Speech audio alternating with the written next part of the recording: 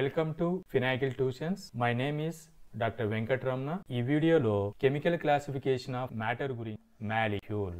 So, according to chemical definition, what is a molecule? So, molecule can be composed of the same type of atoms. Same type of atom తో combined జరిగితే molecule వస్తుంది. So దీనికి చూడండి simple example, hydrogen atom తీసుకున్నాం. Hydrogen atom తీసుకుంటే ఇంకొక hydrogen atom తీసుకొని ఈ రెండింటిని క్లబ్ చేస్తే H2 మాలిక్యూల్ వస్తుంది. H అనేటువంటిది same atom. Same atoms combined to get molecule. So this is the simple definition about molecule. Another definition is stabilized smallest particle of a substance is called as a molecule. Stabilized smallest particle ని మనం molecule అని చెబుతాము. Atoms అయినటువంటి hydrogen, halogens, phosphorus, S అనేటువంటివి unstable state లో ఉంటాయి. Unstable. ఇవి stability రావడానికి, హైడ్రోజన్ స్టెబిలిటీ రావడానికి ఇంకొక హైడ్రోజన్ తో క్లబ్ అయిపోయి H2 గా ఫామ్ అవుతుంది. H2. అలాగే హాలోజన్ 2 హాలోజన్స్ తో ఫామ్ అయిపోయి స్టేబుల్ స్టేట్ కు వస్తుంది. ఇది చెక్ చేస్తే హైడ్రోజన్ లో 1 ఎలక్ట్రాన్ ఉంటుంది, అనదర్ హైడ్రోజన్ లో 1 ఎలక్ట్రాన్ ఉంటుంది. ఈ 2 హైడ్రోజన్స్ కూడా షేరింగ్ చేసుకొని 2 ఎలక్ట్రానిక్ కాన్ఫిగరేషన్, దీన్నే డూప్లెట్ ఎలక్ట్రానిక్ కాన్ఫిగరేషన్ అంటాము. సో స్టెబిలిటీ అంటే duplet electronic configuration or octet electronic configuration. అంటే 8 ఎలక్ట్రానిక్ కాన్ఫిగరేషన్ అంటే ఆక్టెట్ అని చెప్తాము. సో డూప్లెట్ కానీ ఆక్టెట్ కానీ కాన్ఫిగరేషన్ వస్తే according to chemical bond definition అవి స్టెబుల్ అని చెబుతాము. సో హైడ్రోజన్ ఆటము స్టెబిలిటీ రావడానికి ఇంకొక హైడ్రోజన్ షేర్ చేసుకుంటే 2 ఎలక్ట్రాన్స్ వచ్చేస్తాయి. అది డూప్లెట్ ఎలక్ట్రానిక్ కాన్ఫిగరేషన్. అప్పుడు ఇది స్టెబిలిటీ అవుతుంది. అలాగే క్లోరిన్ చెక్ చేసుకుంటే క్లోరిన్ లో 7 ఎలక్ట్రాన్స్ ఉంటాయి. 7 ఎలక్ట్రాన్స్ కి ఇంకొక 1 ఎలక్ట్రాన్ యాడ్ అయిపోతే షేరింగ్ చేసుకుంటే 8 ఎలక్ట్రానిక్ కాన్ఫిగరేషన్ వస్తుంది. ఇది స్టెబుల్ ఎలక్ట్రానిక్ కాన్ఫిగరేషన్ అని చెప్తాం. ఈ అనదర్ క్లోరిన్ ఈ క్లోరిన్ దగ్గర ఉన్నటువంటి ఎలక్ట్రాన్ షేర్ చేసుకొని ఆక్టేట్ కాన్ఫిగరేషన్ ఉంది. ఇలా Cl2 అనేటువంటిది మాలిక్యూల్ స్టెబిలైజ్డ్ ఫామ్ లో ఉంటుంది because of it get octet configuration. So coming to phosphorus వస్తే అది 4 ఫాస్ఫరస్ మాలిక్యూల్స్ తో కంబైన్డ్ అయితే అప్పుడు అది ఆక్టేట్ కాన్ఫిగరేషన్ అవుతుంది. అప్పుడు అది స్టేబుల్. సల్ఫర్ చూసుకుంటే 8 ఆటమ్స్ తో కంబైన్డ్ అయిపోతే అప్పుడు సల్ఫర్ కి ఆక్టేట్ కాన్ఫిగరేషన్ అవుతుంది. అప్పుడు S8 అనేటువంటిది ఆక్టేట్ కాన్ఫిగరేషన్ స్టేబుల్ అని చెబుతాము. సో ఇక్కడ మనకి ఇంకో డౌట్ ఏంటి అంటే S8 లాగా H2 అనేటువంటిది H8 ఇవ్వచ్చు కదా, అప్పుడు అది 8 హైడ్రోజన్ ఆటమ్స్ ని కంబైన్డ్ అయిపోతే స్టేబుల్ కదా అనే ఇన్ఫర్మేషన్ లో డౌట్ వచ్చింది అనుకోండి. సో దానికి ఎక్స్ప్లెనేషన్ ఏంటి అంటే H8 not exist in the universe. Chemical lab లో కూడా ఆర్టిఫిషియల్ గా కూడా H8 ను చేయడం వెరీ డిఫికల్ట్. ఎందుకు అంటే హైడ్రోజన్ కి హైడ్రోజన్ బాండ్ చేసేటప్పుడు ఎనర్జీ రిక్వైర్ అవుతుంది. ఈ ఎనర్జీ రిక్వైర్ అనేటువంటిది ఒకటి యాడ్ చేయడానికి కంఫర్ట్ జోన్ లో ఉంటుంది.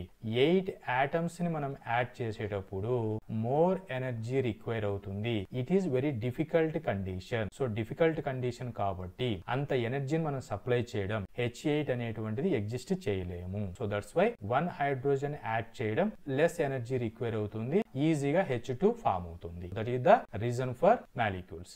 Some of the elements stabilized in the atomic form. Atomic form లో అన్స్టేబుల్ అని చెప్పాం, మాలిక్యూల్ ఫామ్ లో స్టెబిలైజ్ అని చెప్పాం. కానీ అటామిక్ ఫామ్ లోనే కొన్ని ఎలిమెంట్స్ అనేటువంటివి స్టేబుల్ గా ఉన్నాయి. అవేంటివి అంటే inert gases. Helium, neon, organ, krypton, xenon, radon inert gases అని చెప్తాము. నోబెల్ గ్యాసెస్ అని చెప్తాము. జీరో గ్రూప్ ఎలిమెంట్స్ అని చెప్తాము. సో హీలియం కేసు చూసుకుంటే 1s2 electronic configuration. Outer cell లో 2 ఎలక్ట్రాన్స్ ఉన్నాయి. డూప్లెట్ ఎలక్ట్రానిక్ కాన్ఫిగరేషన్. హీలియం అనేటువంటి వేరే కెమికల్స్ తో బాండింగ్ అవ్వకోకుండానే ఇన్ బిల్ట్ గా 2 ఎలక్ట్రానిక్ కాన్ఫిగరేషన్ ఉంది. కాబట్టి డూప్లెట్ ఎలక్ట్రానిక్ కాన్ఫిగరేషన్ స్టేబుల్ అని చెప్పాం. నియాన్ చూసుకుంటే electronic configuration 1s2 2s2 2p6. Outer cell లో 2 + 6 8 ఎలక్ట్రానిక్ కాన్ఫిగరేషన్ ఉంది. అంటే ఆక్టేట్ ఎలక్ట్రానిక్ కాన్ఫిగరేషన్ వచ్చేసింది ఇన్ బిల్ట్. కాబట్టి అటామిక్ ఫామ్ లోనే ఇనర్ట్ గ్యాసెస్ అనేటువంటి స్టేబుల్. రిమైనింగ్ చూసుకుంటే 8 electron 8 electron 8 electron 8 electron. So outer cell లో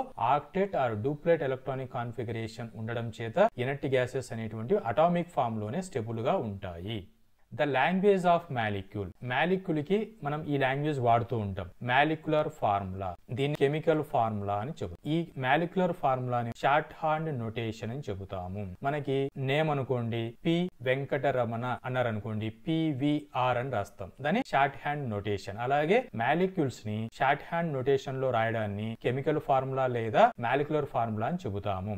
H2 దీని షార్ట్ హ్యాండ్ నోటేషన్ అని చెబుతాము. సబ్స్క్రిప్ట్ యూజ్ చేయడం జరిగింది 2 అని. సబ్స్క్రిప్ట్ అంటే నెంబర్ ఆఫ్ ఆటమ్స్ ని రిప్రజెంట్ చేస్తుంది. ఇక్కడ H2 హైడ్రోజన్స్ అనేటువంటివి 2 హైడ్రోజన్స్ ఉన్నాయి. This is about language of molecule.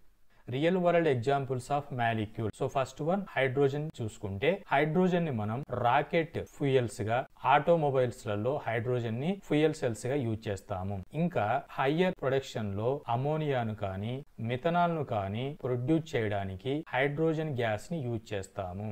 So hydrogen element, hydrogen react with nitrogen to get ammonia. దీన్నే హేబర్ ప్రాసెస్ అని చెబుతాము. సో క్యాటలిక్ హైడ్రోజనేషన్, హైడ్రోజన్ ని కార్బన్ మోనాక్సైడ్ తో క్యాటలిటిక్ హైడ్రోజనేషన్ చేస్తే మిథనాల్ అనేటువంటిది ప్రొడక్షన్ అవుతుంది. ఇది హ్యూజ్ ప్రొడక్షన్. హ్యూజ్ ప్రొడక్షన్ కోసం హేబర్ ప్రాసెస్ ని, అమోనియా కోసం మిథనాల్ కోసం క్యాటలిటిక్ హైడ్రోజన్ మెథడ్ ని యూజ్ చేస్తాము. ఇలా హైడ్రోజన్ యొక్క అప్లికేషన్స్ అనేటువంటి ఉన్నాయి. Next one coming to oxygen. Oxygen ని మనం ఎసెన్షియల్ ఫర్ లైఫ్ అని చెబుతాము. సో రెస్పిరేషన్ కి, ప్లాంట్స్ కి, హ్యూమన్స్ కి, అనిమల్స్ కి O2 అనేది క్రూషియల్ రోల్ ప్లే చేస్తుంది. మెడికల్ పర్పసెస్ కి O2 ని యూజ్ చేస్తాము. సో కోవిడ్ టైంలో మనం అందరం చూసాం, లంగ్స్ ఇన్ఫెక్షన్ జరుగుతుంది, బ్రీతింగ్ ప్రాబ్లం వస్తుంది. అప్పుడు సిలిండర్స్ ద్వారా ఆక్సిజన్ ని ఇవ్వడం జరుగుతుంది. ఆక్సిజన్ యొక్క యూజెస్ అనేటువంటివి medical field and respiration system లో ఉన్నాయి. Coming to nitrogen. నైట్రోజన్ ని ఫెర్టిలైజర్స్ లో యూజ్ చేస్తాము, క్రాప్ ప్రొడక్షన్ కి, క్రాప్ ఈల్డ్ ని పెంచడానికి. అలాగే ఫుడ్ ప్యాకింగ్ చేసేటప్పుడు, ఫర్ ఎగ్జాంపుల్ ఇక్కడ లేస్ చిప్స్ ప్యాకెట్ చూసుకుంటే నైట్రోజన్ గ్యాస్ ని ఫిల్ చేస్తాము. ఇది ఇనర్ట్ నేచర్ లో ఉంటుంది. ఇనర్ట్ నేచర్ అంటే ఈ నైట్రోజన్ అనేటువంటిది ఆ ప్యాకింగ్ లో ఉన్నటువంటి ఫుడ్ మెటీరియల్ తో రియాక్షన్ జరగదు. రియాక్షన్ జరగకోకుండా దాన్ని స్టెబిలైజ్డ్ గా ఉంచడాన్ని ఇనర్ట్ నేచర్ అని చెబుతాము. So this is importance of N2 molecule. So coming to chlorine. Chlorine water purification కి వాడతాము. సో వాటర్ లో ఏవైనా బ్యాక్టీరియా ఉంటే చంపడానికి చేసేటువంటిది బ్లీచింగ్ పౌడర్. ఈ బ్లీచింగ్ పౌడర్ అనే దాన్ని ఫార్ములా వచ్చేసి NaOCl, సోడియం హైపోక్లోరైట్. క్లోరిన్ అనేటువంటిది లేకోకుండా బ్లీచింగ్ పౌడర్ అనేటువంటిది రాదు. సో క్లోరిన్ అనేటువంటిది డిస్ఇన్ఫెక్టెంట్ గా యూజ్ అవుతుంది. సో ప్రొడక్షన్ ఆఫ్ ప్లాస్టిక్ లో సోడియం హైపోక్లోరైట్ బ్లీచింగ్ వాడతాము. పాలీ వినైల్ క్లోరైడ్ ని PVC పైప్స్, ఆంధ్ర స్టేట్ లో నంద్యాల డిస్టిక్ లో PVC పైప్స్ మ్యానుఫ్యాక్చరింగ్ కంపెనీ ఉంది. అక్కడ మనకి PVC పైప్ లో క్లోరిన్ అనేటువంటిది క్రూషియల్ రోల్ ప్లే చేస్తుంది. సో ఈ PVC కెమికల్ ప్రొడ్యూస్ అవడానికి మెకానిజం ఏంటి అంటే, ఇథిలిన్ ని క్లోరిన్ తో ఫ్రీ రాడికల్ అడిషన్ జరిగితే మనకు డైక్లోరోమిథేన్ ఫామ్ అవుతుంది. ఈ డైక్లోరోమిథేన్ ని హీట్ చేస్తే HCl అనేటువంటిది ఎలిమినేషన్ అయిపోయి మనకి వినైల్ క్లోరైడ్ ఇస్తుంది. ఈ వినైల్ క్లోరైడ్ ని పాలిమరైజేషన్ చేస్తే PVC వస్తుంది. అంటే మనకి క్లోరిన్ అనేటువంటిది క్రూషియల్ రోల్ ప్లే చేస్తుంది ఫర్ మ్యానుఫ్యాక్చరింగ్ PVC పైప్స్ కి. So this is all about applications of molecule. Hope this. Thank you.